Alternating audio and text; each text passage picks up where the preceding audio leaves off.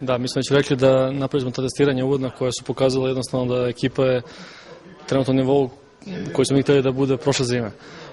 Poboljšali smo tu potrošnju kiselnika koja je sada bolja za 8%, startnu snagu i taj opšti nivo snage za 37%. To je Robert tražio da te elemente da budu bolji nego što je bilo zimus, tako da je sad to ono da mi hoćemo da bude. Jednostavno sad nastavljamo dalje da radimo, ti elementi treba se pojačaju za još taj prvi parametar za 8-9% i drugi za još 20% i to je ono to. Laboratorijska testiranja su rađena, svaki igrač ima svoj puls metar. Mi smo podelili grupe u zonama, bukvalno da budu približno, da ne trče sami. Trenutno su Dimitrijević, Tošić i Milović, oni prednjače, odnosno ostale. Sad pojenta se grupe izjednače, sad vidjet ćemo kako će se izgledati. Pa nažalost, ja moram da kažem da je stanje s ovim Novaljama isto kao što je bilo prošle godine sa Borhom kada je došao Evandrom, ali će se oni nagnju se isto kao što se ovi nagnu, tako će oni isto. Ja sam prezadovoljan sa Borhom, Evandrom, to su momci koji napreduju svaki dan sve više i više.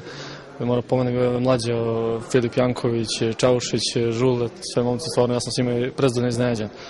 Tako da još da se uklope i Bruno, da skine koji kilogram i to i bit će dobro. Imamo bukvalno ta 3 ciklusa i ta 3 plana.